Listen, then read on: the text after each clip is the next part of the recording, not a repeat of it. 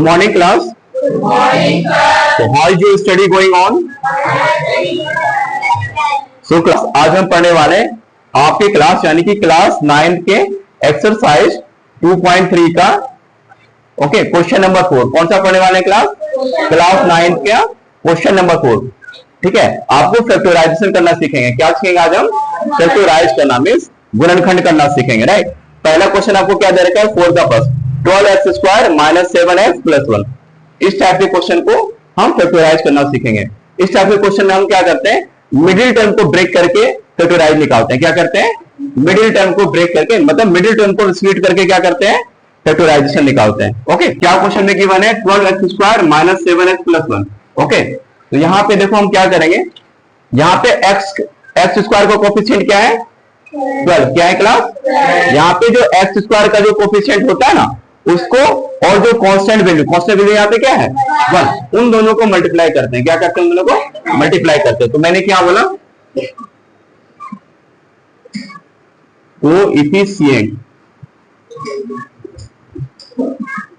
Coefficient of x square into constant term. Okay, किसको multiply करता है? कोफिशिएंट ऑफ एक्स स्क्वायर को। किसको? Coefficient of x square. X square का coefficient क्या है क्लास? 12। क्या है? 12। ओके, और कांस्टेंट टर्म क्या है हमारा? 1। अच्छा, 12 इंटू 1 करो तो क्या आएगा? 12। क्या आएगा? 12। अब हम इस 12 को ऐसे ब्रेक करेंगे, 12 को हम इस प्रकार से ब्रेक करेंगे ताकि बीच वाला नंबर आए। क्या है? बीच वाला नंबर। तो 12 को क्या मैं, अच्छा देखो 12 को आप तो 2 इंटू 6 भी लिख सकते हो। क्या? 2 इंटू 6। लेकिन 2 और 6 को प्लस और माइनस करने पर क्या 7 आएगा? क्या नहीं ना। तो हम इस प्रकार से इसको ब्रेक नहीं करेंगे, हम ऐसा ब्रेक करेंगे ताकि ये बीच वाला भी उसको प्लस करने पर और माइनस करने पर जो हम इसको ब्रेक करेंगे ना उसको ब्रेक करने के बाद प्लस और माइनस करने के बाद बीच वाली संख्या आनी चाहिए, बीच वाला टर्म आना चाहिए। राइट, तो कोई बता सकता है कि 12 को कैसे ब्रेक करेंगे? 3 4 जा कैसे करेंगे? 3 4 जा। 12 को मैं 3 इंटू 4 नहीं लिख सकता? क्या 3 इंटू 4 नहीं लिख सकता हूं ना? अब देखो 3 और 4 क्या 7 नहीं आ जाएगा? है ना, मतलब 3 और 4 को प्लस करने के बाद या माइनस करने के बाद क्या आना चाहिए? बीच वाला टर्म। और दोनों को मल्टीप्लाई करने पर 12 आना चाहिए। देखो 3 इंटू 4 क्या 12 आ रहा है? मल्टीप्लाई करने के बाद आ रहा है, और 3 और 4 को प्लस करने पर क्या आ रहा है? 7। तो देखो 12x स्क्वायर माइनस, ठीक है। अब देखो ये दोनों माइनस क्या है ना, यहाँ पे देखो माइनस 7x है, तो हम इसे क्या लिखेंगे? Minus 3x minus 4x, minus 3x और माइनस 4x प्लस 1। अब इन दोनों में देखो कुछ कॉमन है, उससे हम कॉमन करेंगे। देखो यहाँ पे 12 है, यहाँ पे क्या है? 3 है। क्या 12 का एक फैक्टर 3 नहीं है? 12 का एक फैक्टर 3 ना। क्या दोनों में से 3 में कॉमन कर सकता हूं? देखो ये जो 12 है बाबू, 12 को 3 इंटू 4 लिख सकता हूं कि नहीं? मैं 12 को मैं 3 इंटू 4 लिख सकता हूं ना, तो 3 इन दोनों में कॉमन नहीं हो जाएगा? देखो मैं इसको ब्रेक करके लिखता हूं। 12 को मैं 3 इंटू 4 लिख दिया into x square minus 3x minus 4x plus 1। अच्छा देखो यहाँ पे भी 3 है और यहाँ पे भी 3 है, क्या 3 कॉमन नहीं होगा? और यहाँ पे देखो एक्स स्क्वायर है, एक्स स्क्वायर मतलब x इंटू एक्स है, 2 बार x का मल्टीप्लीकेशन हुआ है और यहाँ पे x है, तो दोनों से हम क्या कॉमन कर सकते हैं? 3 भी कॉमन होगा और x भी कॉमन होगा। क्या होगा? 3 भी कॉमन होगा और x भी कॉमन होगा। तो यहां से हमने क्या कॉमन किया? 3x। क्या कॉमन किया?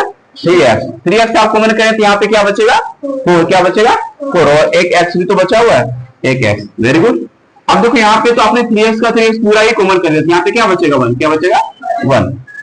अब देखो ये ऐसा ही है, 4x माइनस 1 और यहाँ पे सिर्फ 4x प्लस 1 है। यहां से आप सिर्फ माइनस कॉमन कर लो। क्या कॉमन कर लो? माइनस कॉमन करने के बाद क्या होता है क्लास?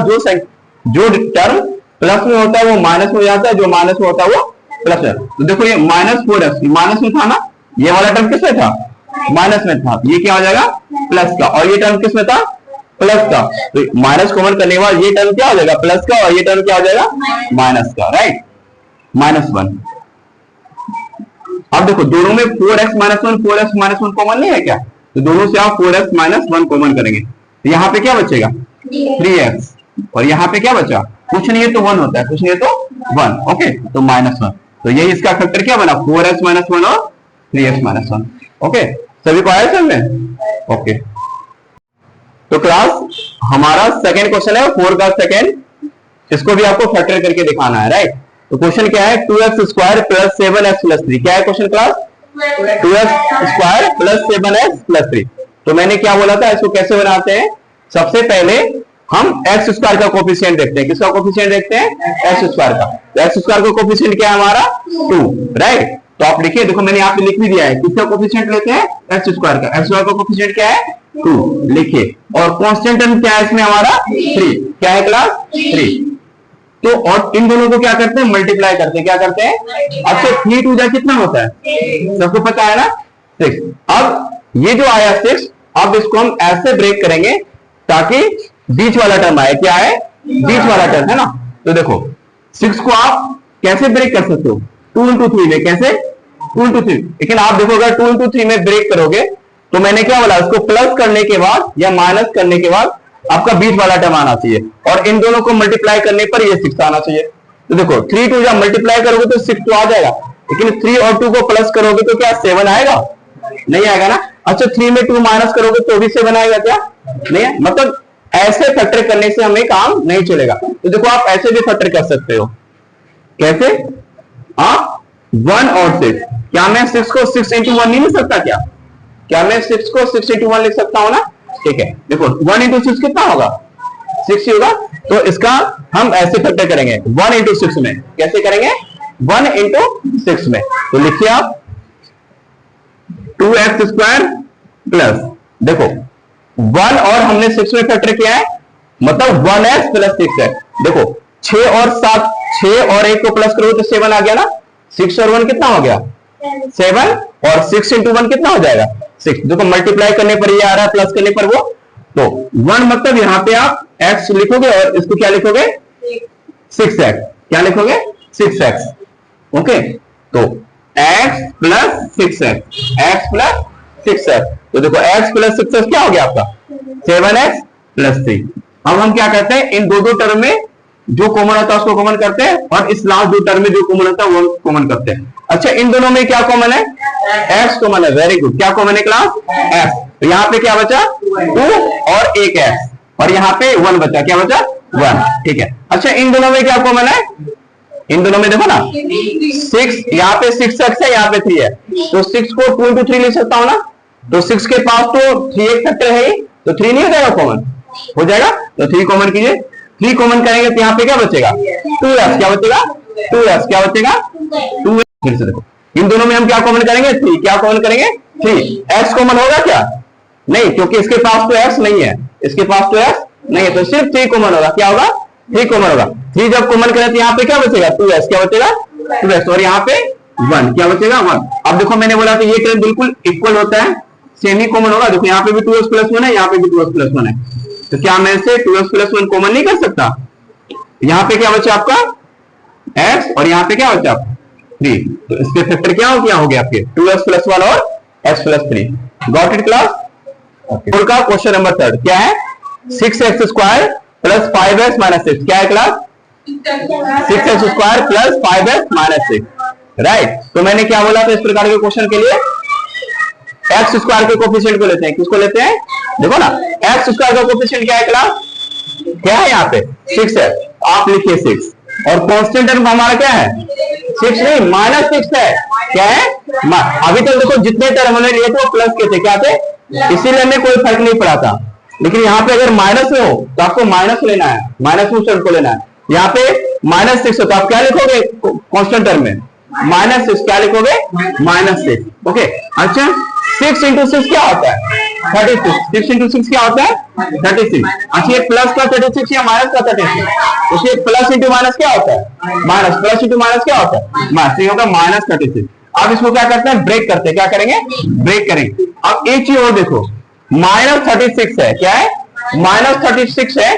तो इसका जो फैक्टर होगा, इसका जो हम फैक्टर करेंगे तो एक टर्म तो कम से कम माइनस में जाएगा, एक टर्म तो कम से कम माइनस में आना चाहिए।